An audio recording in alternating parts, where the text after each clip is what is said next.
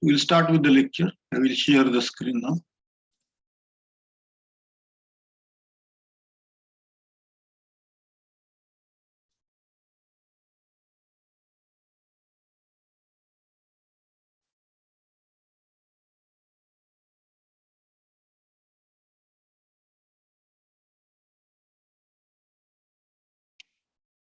As you can see, this is the basic introduction of microcontroller 8051.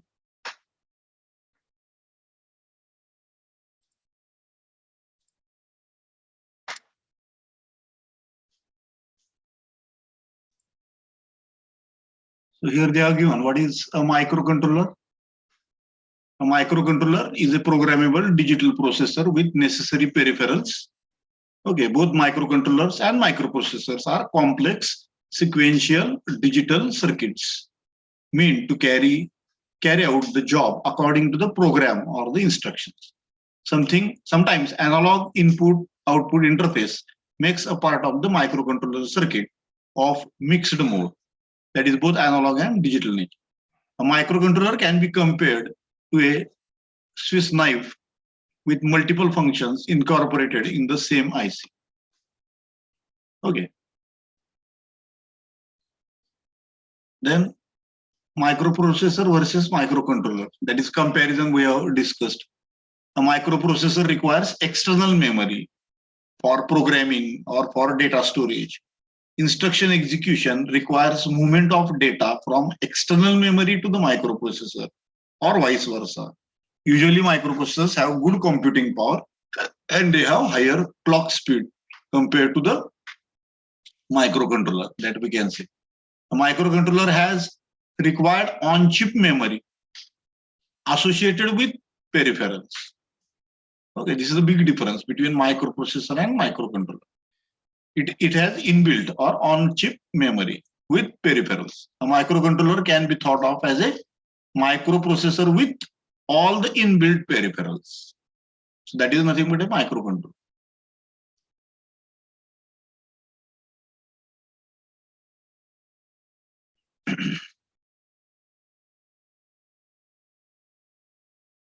Okay. So basically we have started with the introduction of the microcontroller. This is the definition of microcontroller. That is, what is a microcontroller? So microcontroller is nothing but a programmable digital device or processor with the necessary peripherals. Peripherals means it needs memory, it needs timers, it needs serial ports, input-output ports, correct? Yeah, interrupt facility. So all these are called as the peripherals. Okay, so with necessary peripherals, both microcontrollers and microprocessors, both are complicated or complex sequential digital circuits, no doubt. They are meant to carry out the job according to the program or the instruction. Okay, so if I want to do something, I can write a program for that work. Okay, and I can tell the microcontroller or microprocessor to perform that particular task as per the program. Sometimes analog input-output interface makes the part of the microcontroller circuit of a mixed mode. Okay, so many microcontrollers nowadays, or recent microcontrollers, we can say, they have analog input also. They have analog input facility. So A to D converter is inbuilt. A to D converter and D to A converters, they are inbuilt in the microcontroller. Okay, these are the latest type of the microcontrollers. Now, this is a comparison we have already discussed. What is the comparison between microprocessor and microcontroller, correct? If you remember, we already discussed the comparison. Microprocessor requires external memory for program or data storage. Instruction execution requires movement of data from external memory to the microprocessor or vice versa. Usually microprocessors have good computing power as compared to microcontrollers, as well as they have higher clock speed as compared to microcontrollers. Okay, well, a microcontroller has all the peripherals, all the facilities on the chip, inbuilt on the chip, correct? Means it has required on-chip memory with associated peripherals. Microcontroller can be thought of as a microprocessor with inbuilt peripherals. I think we already discussed all this part. Just I am giving you the glance at that. A microcontroller does not require much additional interfacing ICs for operation. And it functions as a standalone system. This is very important. Standalone system means we don't need to connect integrated circuits or many other hardware around the microcontroller. The normally required hardware is only keyboard we have to attach to the microcontroller, display we have to attach, because keyboard and display, they are not inbuilt in the microcontroller. You have to connect them externally. So only that part has to be externally connected. Okay. While the rest of the part is already inbuilt in the microcontroller. You don't need to connect a memory chip to the microcontroller because it has inbuilt memory. Of course, the memory is limited. Okay, but nowadays, higher capacity memory chips are also inbuilt in the microcontroller. So they have become very advanced type of microcontroller. So everything is inbuilt on a single chip, so it becomes a system on chip. That is SoC, system on chip. The operation of the microcontroller is multi-purpose. Okay, it can perform many tasks at a time. Okay, or it can be used for many different purposes. Same microcontroller, you have to just change the program and your application will change. Correct. You can use the same microcontroller, same hardware, and just change the program and you get the different outputs as per your application. So microcontrollers are also called embedded controllers because everything is inbuilt on a single chip. So they are called as embedded controllers. Okay. Of course, microcontroller clock speed is comparatively low as compared to the microprocessors. Computers have higher speeds. Microcontrollers have lesser speed.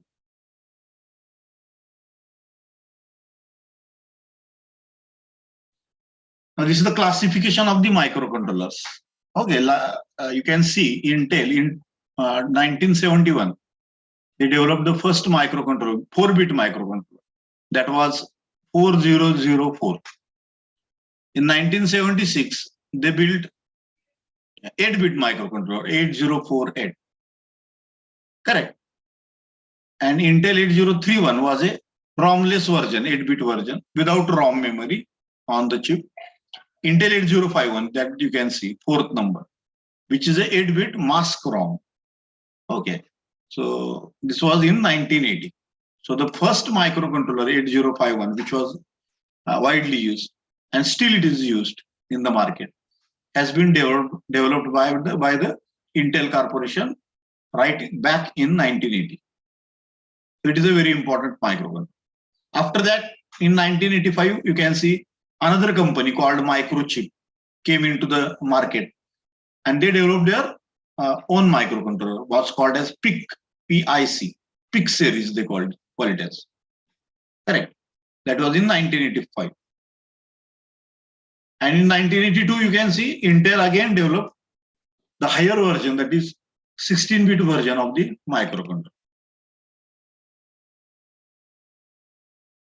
And this is all about the microprocessor. Okay. So you can see the development of microcontroller and microprocessor going together. Here you can see many other companies like Microchip, Motorola, Atmel, they came into the market. Okay.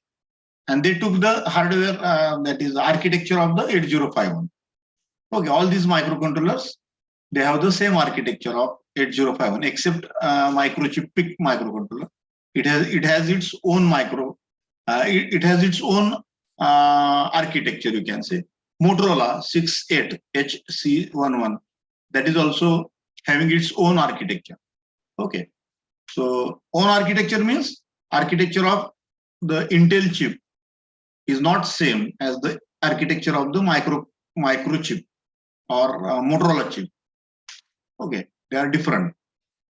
Then Atmel, Philips, all these companies, they have the same architecture as like 8051. Okay. 8051चं इंटेलचं जे architecture आहे 8051चं तेच architecture ॲटमेलनी आणि Philips यांनी ठेवलेलं आहे. ठीक आहे. फक्त त्यामध्ये काही इम्प्रुव्हमेंट्स त्यांनी केलेले आहेत. पण आर्किटेक्चर म्हणजे पिन टू पिन कॉम्पॅटेबल. 8051 इंटेलचा घेतला काय आणि 8051 दुसऱ्या कंपनी ॲटमेलचा घेतला काय किंवा फिलिप्सचा घेतला काय चालू शकतात. पिन टू पिन कॉम्पॅटेबल म्हणायचं त्यांना. इंटेलच्या ठिकाणी ॲटमेलचा टाकला, ॲटमेलच्या ठिकाणी इंटेलचा टाकला, ठीक आहे, चालू शकतो, आदला बदल करू शकता. ऑफकोर्स फीचर्स मात्र वेगवेगळे आहेत. फीचर्स म्हणजे समजा इंटेलमध्ये 4 किलोबाईट मेमरी, तर ॲटमेलमध्ये जास्त मेमरी, इव्हन 8 किलोबाईट, 64 किलोबाईट एवढी मेमरी. ठीक आहे. तर काय काय गोष्टी वेगवेगळ्या आहेत, त्यांच्या कॅपॅसिटीज बदललेल्या आहेत. काही ठिकाणी 2 टायमर दिले, इंटेलमध्ये 2 टायमर आहेत, तर बाकीच्या कंपनीने काही काही 3 टायमर दिले, काही काही जणांनी 5 टायमर्स दिलेले आहेत. So all this facilities will change. Okay. त्याच्यामुळे तुम्ही जर ॲटमेल मायक्रो कंट्रोलर वापरून जर प्रोग्रॅमिंग केलेलं असेल आणि त्याच्यामध्ये जर समजा मेमरी 64 किलोबाईट असेल, तर तीच मेमरी इंटेलला नाहीये. इंटेलमध्ये 4 किलोबाईट मेमरी, त्याच्यामुळं ऍड्रेसेस चुकतील. ठीक आहे, ऍड्रेसेस चुकतील आपले, कारण 805 मध्ये लिमिटेड ऍड्रेसेस आहेत, 4 किलोबाईटच ऍड्रेसेस. तसं ॲटमेलमध्ये 64 किलोबाईट्स पर्यंत किंवा फिलिप्समध्ये 64 किलोबाईट्स पर्यंत ऍड्रेसेस त्यांनी दिलेले. ठीक आहे. तर they are not pin to pin compatible जरी असले तरी सॉफ्टवेअर वाईज ते कॉम्पॅटेबल नाहीये. सॉफ्टवेअरमध्ये दोघांच्या ह्याच्यामध्ये आर्किटेक्चर जरी सारखं असलं तरी कॅपॅसिटी चेंजेस, कॅपॅसिटी वेगवेगळ्या आहेत. ठीक आहे. इंटेलची कॅपॅसिटी वेगळी आणि ॲटमेलची कॅपॅसिटी वेगळी. दोघांचं पिन टू पिन कॉम्पॅटेबिलिटी आहे, परंतु capacity wise they are different. Okay. त्यामुळे रिप्लेस नाही करू शकत आपण सहजासहजी, सहजासहजी रिप्लेस नाही करू शकत एकमेकांना.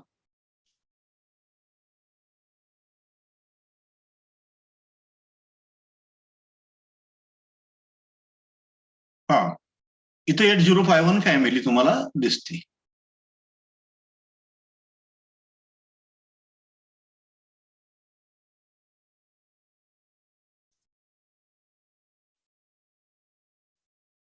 हा, some of the microcontrollers of 8051 family they are given below.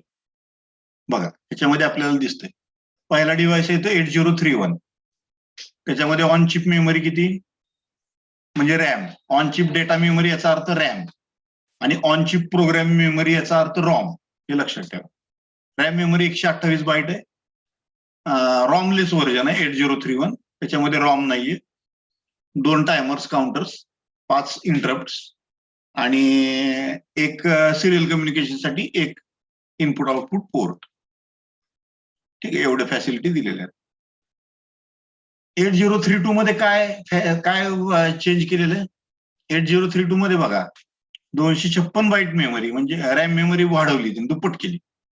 8031 मध्ये 128 बाईट आहे, तर 8032 मध्ये 256 म्हणजे डबल केली त्यांनी. रॅम मेमरी वाढली, म्हणजे कॅपॅसिटी वाईज वाढला. त्यानंतर टायमर काउंटर आहे तेवढेच, 2च आहेत. परंतु नंबर ऑफ व्हेक्टर इनपुट्स बघा, व्हेक्टर इनपुट्स मात्र 6 झाले आता 5च्या ठिकाणी. तो एक फरक झालेला आहे. 8051 आणि 8031 हे कॉम्पॅटेबल आहे, म्हणजे जवळपास सारखेच आहेत. फक्त 8051 मध्ये 4 किलोबाईट्स रॉम मेमरी त्यांनी इनबिल्ट दिलेली, जी 8031 कडे नाहीये, तिथं नन लिहिलेलं आहे. बरोबर आहे का? तर प्रोग्राम मेमरी 8031 मध्ये नाहीये, म्हणजे याला रॉमलेस व्हर्जन म्हटलं जातं. आणि 8051 जे आहे ते रॉम असलेलं व्हर्जन आहे. तर त्या 8051 मध्ये तुम्हाला दिसतं 128 बाईट्स रॅम मेमरी आहे, 4 किलोबाईट्स रॉम मेमरी आहे, 2 टायमर्स, काउंटर्स आहेत, 5 इंटरप्ट्स आहेत आणि एक सिरियल कम्युनिकेशन पोर्ट आहे. ठीक आहे, या सगळ्या फॅसिलिटी त्याच्यामध्ये दिले. 8052 हे 8051चा हायर व्हर्जन आहे. हायर व्हर्जन म्हणजे 8052 मध्ये रॅम बघा डबल झालेला, 256 बाईट्स. रॉम पण बघा 4 किलोबाईटच्या ऐवजी 8 किलोबाईट झाला, म्हणजे कॅपॅसिटी डबल केली त्यांनी. टायमर्सची संख्या वाढवली, 2च्या ठिकाणी 3 टायमर्स दिले. तो वेक्टर इंटरप्टची संख्या 1 न वाढली, 5च्या ठिकाणी 6 इंटरप्ट मिळाले. सिरियल पोर्ट मात्र एकच ठेवलेला आहे. ठीक आहे, सिरियल पोर्ट जर सोडलं तर बाकी सगळ्या कॅपॅसिटीज त्यांच्या वाढवलेल्या आहेत. So 8052 is a higher version of or advanced version of 8051. 8051च्या पुढचं व्हर्जन म्हणजे 8052. ठीक आहे. 8751 सेम, फक्त फरक आहे इप्रॉम आहे. 8051 मध्ये 4 किलोबाईट रॉम आहे, तर 8751 मध्ये इप्रॉम आहे, 4 किलोबाईट इप्रॉम आहे. म्हणजे erasable programmable read only memory. याचा अर्थ काय? रॉम आणि इप्रॉम मध्ये काय फरक येतो? रॉम म्हटलं की त्याच्यामध्ये एकदा जरी प्रोग्राम भरला, मी एकदा प्रोग्राम टाकला रॉम मध्ये, ठीक आहे, तर मी परत त्यातला प्रोग्राम चेंज करू शकत नाही कुठल्याही परिस्थितीत. एकतर मला ती चिप काढून फेकून द्यावी लागेल आणि नवीन चिप ज्याच्यामध्ये नवीन प्रोग्राम टाकलेला आहे ती चिप मला वापरावी लागेल. ठीक आहे, या चिपमध्ये आहे त्या चिपमध्ये मी नवीन प्रोग्राम टाकू शकत नाही. ठीक आहे, तर 8051 मध्ये एकदा प्रोग्राम तुम्ही भरला, वन टाइम प्रोग्रामेबल आहे. त्याला काय म्हणतात? OTP, one time programmable chip. एकदाच तुम्ही त्यामध्ये प्रोग्राम भरू शकता, दुसऱ्यांदा नाही. दुसऱ्यांदा भरायचं असेल तर पहिली चिप फेकून द्यायची आणि दुसरी चिप त्या ठिकाणी, नवीन चिप त्या ठिकाणी टाकायची. त्याच्याऐवजी मी जर इप्रॉम वापरला, इप्रॉम, तर त्याचा अर्थ इरेजेबल प्रोग्रामेबल. म्हणजे काय? त्यातला पहिला प्रोग्राम मी इरेज करू शकतो आणि नवीन प्रोग्राम त्यात भरू शकतो, अपलोड करू शकतो. ठीक आहे, तर erasable programmable read only memory. तर ही एक फॅसिलिटी 8751 मध्ये एक्स्ट्रा दिलेली आहे. बाकी सगळ्या ज्या कॅपॅसिटीज आहेत त्या सारख्याच आहेत. 8051 आणि 8751 दोन्ही सारखेच आहेत, कॉम्पॅटेबल आहेत, पूर्णपणे कॉम्पॅटेबल आहेत. फक्त 8751 मध्ये रॉमच्या ऐवजी इप्रॉम दिलेला आहे, ज्यामुळे तुम्ही पहिला प्रोग्राम इरेज करून त्या ठिकाणी नवीन प्रोग्राम भरू शकता. मग अशी मी सांगितलं 8051 मध्ये आपल्याला चिप काढून फेकून द्यावी लागते, दुसरी नवीन चिप आणि नवीन प्रोग्राम टाकावा लागतो. तसं 8751 मध्ये नाही. 8751 मध्ये तुम्ही पहिला प्रोग्राम लिहिलेला असेल आणि तुम्हाला प्रोग्राम चेंज करायचा असेल तर पहिला प्रोग्राम तुम्ही इरेज करू शकता डायरेक्टली चिपमधनं आणि त्या चिपमध्ये नवीन प्रोग्राम तुम्ही टाकू शकता. That is provided. ठीक आहे. 8752 that is a same version of 8052. 8052 मध्ये जे फीचर्स आहेत तेच सगळे फीचर्स 8752 मध्ये पण आहेत. ठीक आहे, फक्त एक 8052 हे रॉम व्हर्जन आहे, तर 8752 जे आहे ते इप्रॉम व्हर्जन आहे. एवढाच फरक आहे. रॉम व्हर्जन मध्ये एकदाच प्रोग्राम भरता येतो, दुसऱ्यांदा प्रोग्राम त्या चिपमध्ये भरता येत नाही. आणि इप्रॉम मध्ये मात्र तुम्ही बऱ्याच वेळा प्रोग्राम इरेज करू शकता आणि नवीन प्रोग्राम त्यामध्ये त्याच चिपमध्ये परत भरू शकता. दिस फॅसिलिटी इज प्रोव्हाइड. करेक्ट. त्यानंतर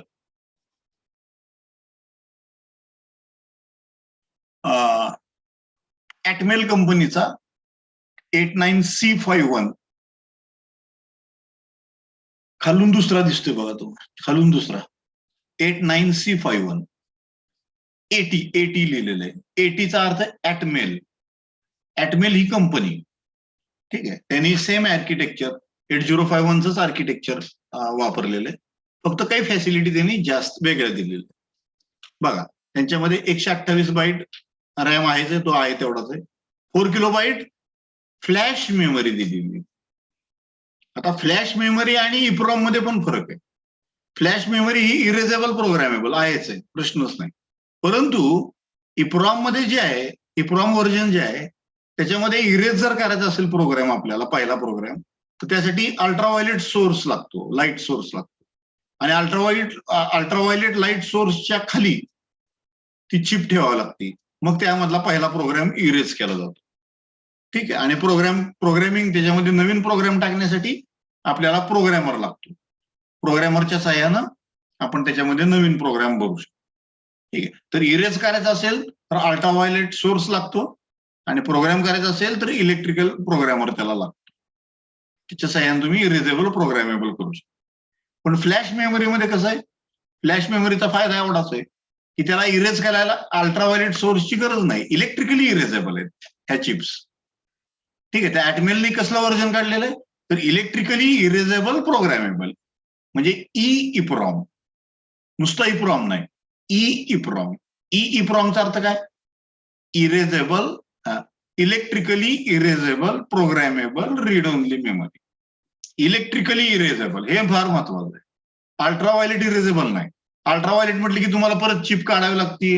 अल्ट्राव्हायलेट रेज जे आहेत त्याच्या खाली ती चिप ठेवावी लागते 20 मिनिटं, मग त्यातला प्रोग्राम निघून जाणार, मग परत ती प्रोग्रामर मध्ये टाकायची, परत त्यात नवीन प्रोग्राम भरायचा आणि मग ती चिप काढून परत आपण ज्या ऍप्लिकेशन मध्ये ती वापरली त्यामध्ये टाकायची चिप. एवढं करावं लागतं.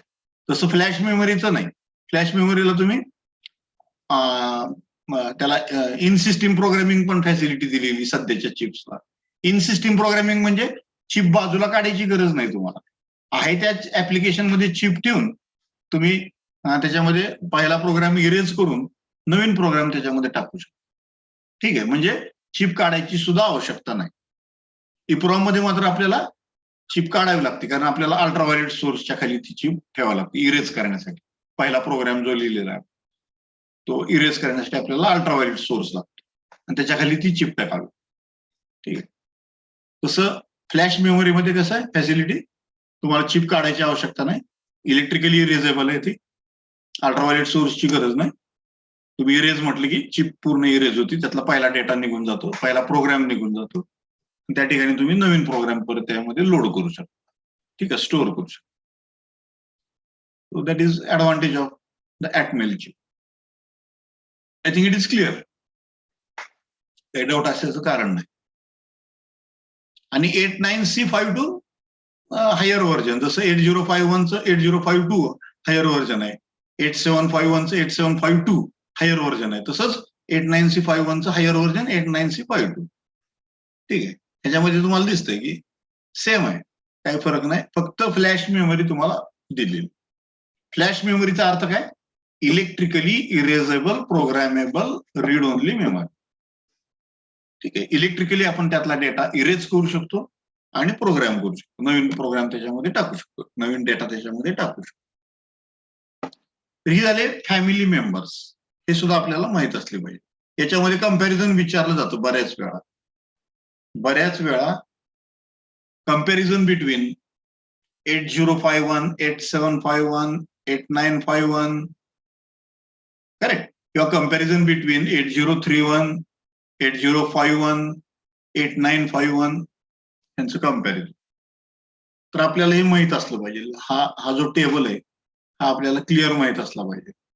माहित असेल तर आपण व्यवस्थित कोणामध्ये किती टायमर्स आहेत, किती वेक्टर इंटरप्ट किती आहेत, सिरियल कम्युनिकेशन पोर्ट किती आहेत, हे सगळं आपण सांगू शकतो.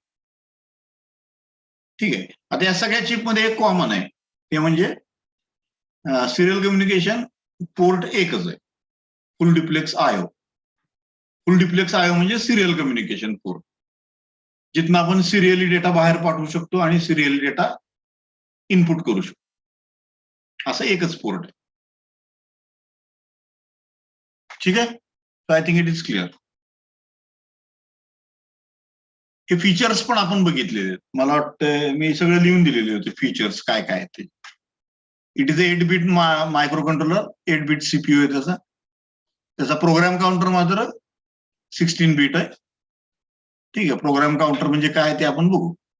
8-bit PSW रजिस्टर आहे त्याचं, status word register, program status word register, तर ते 8-bit आहे.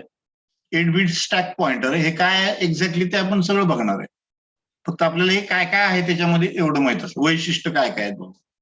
ठीक आहे, आपल्याला डिटेल्स अजून त्याचे काय माहित नाही, फक्त आपल्याला वैशिष्ट्य माहित असले पाहिजे, त्याच्यामध्ये ह्या गोष्टी 8051 मायक्रो कंट्रोलर मध्ये एवढ्या गोष्टी आहेत. ठीक आहे, त्याचा ब्लॉक डायग्राम पण आपण बघितलेला आहे. 8-bit स्टॅक पॉइंटर आहे, त्यामध्ये इंटरनल रॅम 128 बाईटचा आहे, स्पेशल फंक्शन रजिस्टर्स आहेत, SFRs म्हणतात त्याला, स्पेशल फंक्शन रजिस्टर्स त्याच्यामध्ये दिलेले आहेत 8051 मध्ये. त्याच्यानंतर 32 पिनचं 4 पोर्टवाले 4 पॅरलल पोर्ट्स दिलेले आहेत आणि प्रत्येक पोर्ट 8-bit आहे. ठीक आहे, प्रत्येक पोर्ट 8-bit गुणिले 4 म्हणजे 8×32 पिन्स इनपुट आउटपुट साठी दिलेले आहेत तुम्हाला. त्याला पोर्ट 0, पोर्ट 1, पोर्ट 2, पोर्ट 3 अशी नावं दिली आहेत. P0 to P3. 2 16-बिट टायमर्स आणि काउंटर्स आहेत त्यामध्ये. 2 एक्सटर्नल आणि 3 इंटरनल वेक्टेड इंटरप्ट त्याच्यामध्ये आहेत 8051 मध्ये. ठीक आहे. इंटरप्ट म्हणजे काय, एक्सटर्नल इंटरप्ट म्हणजे काय, इंटरनल इंटरप्ट म्हणजे काय, हे सगळ्या गोष्टी आपण थोड्या बघितलेल्या आहेत ज्यावेळेस आपण ब्लॉक डायग्राम डिस्कस करत होतो त्यावेळेस. 1 फुल डुप्लेक्स सिरियल आयो. 1 फुल डुप्लेक्स सिरियल आयो. ठीक आहे. मग अशी सांगितलं मी की तुम्ही डेटा सिरियली पण बाहेर पाठवू शकता आणि बाहेरचा डेटा आतमध्ये सिरियली घेऊ शकता. सिरियली म्हणजे एक बीट पाठवायची.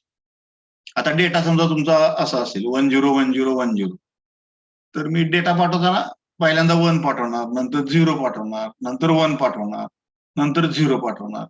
अशा प्रकारे एक बीट मी पाठवणार. त्याला फुल डुप्लेक्स म्हणतात, सिरियल कम्युनिकेशन. किंवा मी रिसिव्ह करणार बाहेरचा डेटा. ठीक आहे. डेटा पाठवू शकतो किंवा डेटा रिसिव्ह करू शकतो, दोन्ही करू शकतो. I think it is clear. हे आपण सगळं बघितलेलं आहे, मी फक्त रिवाइज करतोय सगळ्या गोष्टी.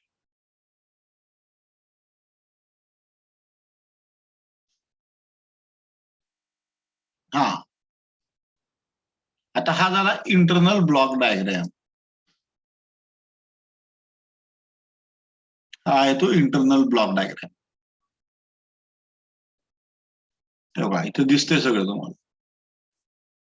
8051चा आपण सिंपल ब्लॉक डायग्राम बघितला होता. सिंपल ब्लॉक डायग्राम मध्ये आपण काय दाखवलं होतं, सीपीयू, त्याच्यानंतर RAM memory, ROM memory, timers oblique counters, bus control unit, त्यानंतर 4 8-बिट पॅरलल पोर्ट्स,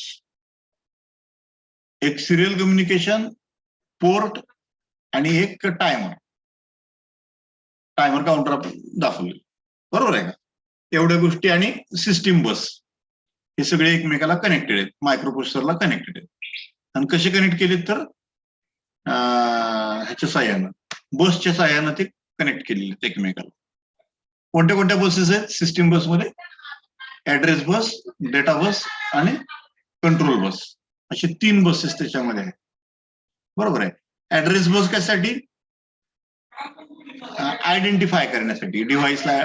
समजा मला मेमरीशी कम्युनिकेट करायचंय, मेमरीला डेटा पाठवायचा आहे किंवा मेमरीचा डेटा मला रिसिव्ह करायचा आहे, तर मी डेटा पाठवू शकतो, डेटा रिसिव्ह करू शकतो.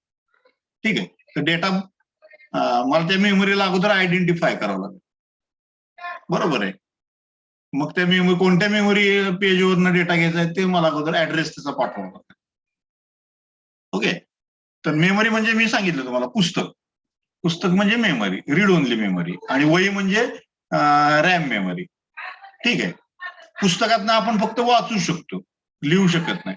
तसं ह्याच्यामध्ये नोटबुकमध्ये आपण काय करू शकतो, वाचू पण शकतो आणि लिहू पण शकतो, दोन्ही करू शकतो, दोन्ही गोष्टी करू शकतो. करेक्ट. तर तुम्हाला रॅम मेमरीशी कम्युनिकेट करायचं. आता आपल्याला माहिती पुस्तकाचे पान नंबर वेगळे आहेत टोटली, आणि नोटबुकचे पान नंबर सगळे वेगवेगळे, म्हणजे ऍड्रेसेस वेगवेगळे आहेत. पान नंबर म्हणजे ऍड्रेसेस. करेक्ट. तर आपण पुस्तकातल्या कुठल्या पानाला ओपन करू शकतो, त्या पानावरचा डेटा आपण वाचू शकतो. तसंच रॉम मेमरीमध्ये पण आपण कुठल्याही ऍड्रेसचा डेटा आपण वाचू शकतो. ओके. पान नंबर म्हणजे ऍड्रेस, हे लक्षात ठेवा. तसंच रॅम मेमरीमध्ये कुठल्या ऍड्रेसला, कुठल्याही पान नंबरला आपण डेटा लिहू शकतो आणि कुठल्याही पान नंबरचा डेटा वाचू शकतो. ठीक आहे. रॅम मेमरीमध्ये हा डेटा टेम्पररी असतो, टेम्पररी डेटा असतो. म्हणजे रॅम मेमरी मधला डेटा निघून जातो, तुम्ही पॉवर ऑफ केला, स्विच ऑफ केले की डेटा निघून जातो. तसं रॉम मेमरी मधला डेटा निघून जात नाही, तो मेमरी मधला डेटा जसा तसा रिटर्न होतो, जसा तसा राहतो, त्याच्यामध्ये काही फरक पडत नाही. ठीक आहे. म्हणजे जरी तुम्ही पॉवर ऑफ केलं तरी सुद्धा त्या मेमरी मधला डेटा लॉस होत नाही. ठीक आहे. जसं आपल्या मोबाईलमध्ये आपण कॉन्टॅक्ट सेव्ह केलेले असतात, सगळ्या गोष्टी सेव्ह केलेल्या असतात. ठीक आहे. वेगवेगळ्या फाईल्स सेव्ह केलेल्या असतात. सगळ्या तशा राहतात. जरी आपण मोबाईल ऑफ केला, समजा पॉवर ऑफ केला आणि परत चालू केला मोबाईल, तर फाईल गेलेले असतात का? नाही, त्या मेमरीमध्ये तशाच सेव्ह झालेल्या असतात. मग ती मेमरी कसली झाली? तर रीड ओनली मेमरी झाली. त्यामधला डेटा आपण इरेज जरी केला, सॉरी पॉवर ऑफ जरी केला, तरी त्यातला डेटा निघून जात नाही. आपण डिलीट करू शकतो डेटा, नो डाऊट, पण डिलीट केला की तो परमनंटली डिलीट होतो. बरोबर आहे. परत त्याला रिट्राईव्ह नाही करता येत, नाहीतर मग त्याला बॅकअप ठेवावा लागतो आपल्याला. तर हे सगळे रॉम मधलेच प्रकार आहेत. फक्त ते कसले रॉम आहे? प्रोग्रॅमेबल रॉम आहे. इलेक्ट्रिकली इरेजेबल, प्रोग्रॅमेबल, दोन्ही करता येतात. त्या मेमरी मधला डेटा काढू शकतो, त्या मेमरीमध्ये डेटा ठेवू शकतो आपण. Okay okay. So I will stop here. पुढच्या वेळेस आपण पूर्ण आर्किटेक्चर त्याचं स्टडी करू. पूर्ण आर्किटेक्चर आपण त्याचं स्टडी करू. So I will end my lecture here.